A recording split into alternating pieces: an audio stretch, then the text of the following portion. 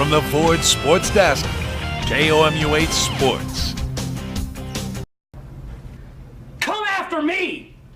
I'm a man! I'm 40! Get your facts straight. Who's the kid here? Who's the kid here? Are you kidding me? That's all I got to say. Makes me want to puke. Good evening, everyone. Who could forget the rant heard round the world? I'm 40. Mike Gundy explained nearly a decade ago to a room full of reporters. This is the head coach that the Missouri Tigers go up against in 16 days. Number 11, Florida. Number 20, Mississippi State. Number 16, Georgia. Number 18, Florida. Number 19, Tennessee. Number 15, Auburn. Number 4, Georgia. Number 2, Georgia. Number 1, Alabama. Whew. These are all of the games the University of Missouri has lost since their last win against a ranked opponent. That win came against number 25 Minnesota in 2014 in the Buffalo Wild Wings Citrus Bowl. And you thought it was over from that point? Definitely not. Corey Fatoni fumbles the snap on the PAT, and chaos ensues. Players go left, right, sideways, not necessarily the Cal Stanford band on the field play, but there was smoke. Wyoming laterals again and again until finally the play is blown dead. A legal forward pass and a whole lot of unnecessary effort. 11 a.m. kickoff for this one, but the stadium was pretty electric. Tigers wearing gold helmets for the first time ever, looking for the upset bid. With 2 minutes left to go in the first quarter, Mizzou down 7-0, and the Tigers would change that thanks to this big-time effort from Larry Roundtree, taking it up the middle and powering his way into the end zone. Tigers tie it up 7-7 in the first. Mizzou would keep this one close, however, as the fans are loving it.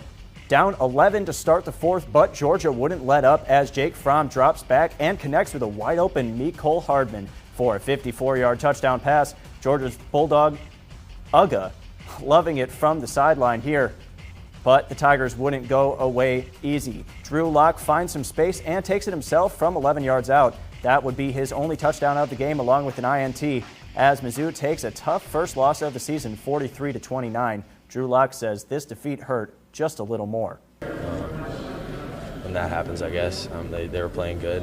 They stopped us on a couple, but we definitely could have made some different plays and gotten a first down and made the game a little different for us.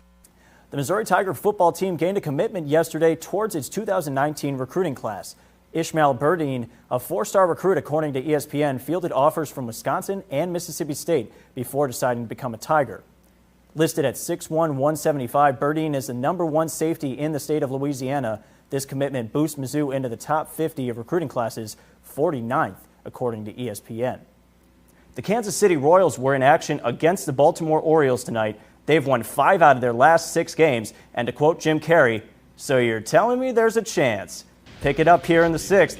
Orioles up 2-1, but Brian Goodwin would change that in a heartbeat for the Royals. Doubling to deep center field, Ryan O'Hearn would come around all the way from first and tag up there at third. He would come in to score, tie it up 2-2. And how about this? Jorge Lopez took a perfect game into the 9th, making just his 5th start as a Royal since being acquired in the Mike Moustakas trade. First batter is Max Kepler, and on a 3-1 count, which would have been the first perfect game in Royals history, he walks him. So the perfect game is gone, but at least the no-hitter is still intact. Then on the 110th pitch, next batter, Robbie Grossman, ruins the no-hitter. Silver lining, though, the Royals get the 4-1 win. The Missouri Tigers women's basketball team came into tonight 8-2, a 5-game win streak with wins over West Virginia and Duke. Tough test for the Missouri Tigers. The South Dakota Coyotes coming into this one 9-1 on the season out of the Summit League. First quarter, Monica Ahrens gets the pass and spots up from the top of the key. That one's good for 3. The Tigers would look to respond, and that they would. Sophie Cunningham trying to get something started for her team. She drills a 3 back at them from the wing. Mizzou led by 5 after 1.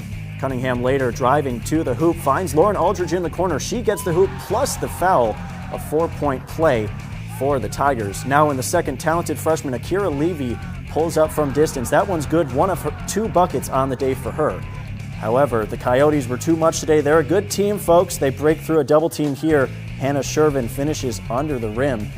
And Sierra Duffy, she'd have 20 on the day, hits the tough jumper here as Mizzou falls 74-61.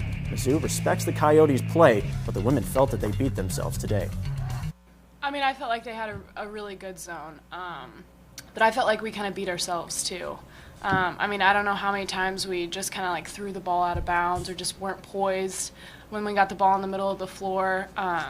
So, like I said, respect their zone, really, really good, but I felt like a lot of that's on us. And that's all for sports.